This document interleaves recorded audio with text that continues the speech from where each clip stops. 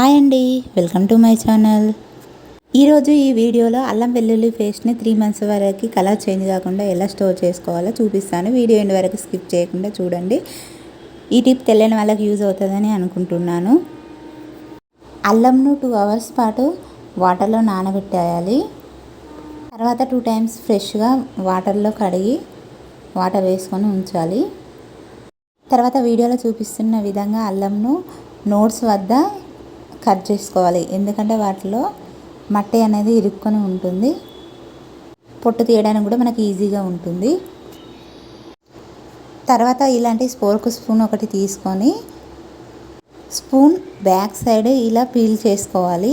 వీడియోలో చూపిస్తున్న విధంగా ఇలా స్పూన్తో ఈజీగా తీయవచ్చు పొట్టు. చాక్తో లేదా పీలర్తో తీస్తే వేస్టేజ్ అనేది ఎక్కువ పోతుంది. అందుకే స్పూన్ యూజ్ చేయండి. చూడండి, ఈ విధంగా ఫ్రెష్గా అన్నీ తీసేసి ఒక క్లాత్తోనే తుడుచుకోవాలి. అల్లం వెల్లుల్లి 2 ఈక్వల్ క్వాంటిటీలో తీసుకోవాలి. 1/2 kg అల్లం తీసుకున్న, 1/2 kg వెల్లుల్లి తీసుకున్నా నేను. క్లాత్తో వీటిని తుడిచి కాసేపు ఆరనివ్వాలి. ఆరినాక ఇలా వీడియోలో చూపిస్తున్న విధంగా చిన్న చిన్న ముక్కలుగా కట్ చేసుకొని ఆరబెట్టుకోవాలి. వాటర్ అనేది అస్సలు ఉండకూడదు. తర్వాత మిక్సీ బౌల్ తీసుకోవాలి. అందులో ఈ ముక్కల్ని వేసుకోవాలి. ఇందులోనే వెల్లుల్లిని వేసుకోవాలి. అలాగే 2 spoons సాల్ట్ వేసుకొని మిక్సీ చేసుకోవాలి. సాల్ట్ కంపల్సరీ వేసుకోవాలి ఇందులో.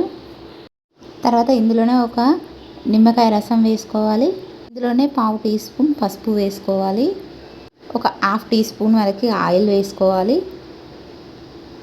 దీన్ని మెత్తని పేస్ట్ లాగా మిక్సీ పట్టుకోవాలి. దీనిని ఒక బాక్స్లో వేసుకొని మూత పెట్టుకొని ఫ్రిడ్జ్లో స్టోర్ చేసుకోవాలి. 3 months వరకు కలర్ చేంజ్ కాకుండా ఫ్రెష్గా ఉంటుంది. వీడియో యూస్ఫుల్ అనిపిస్తే లైక్ చేయండి, షేర్ చేయండి.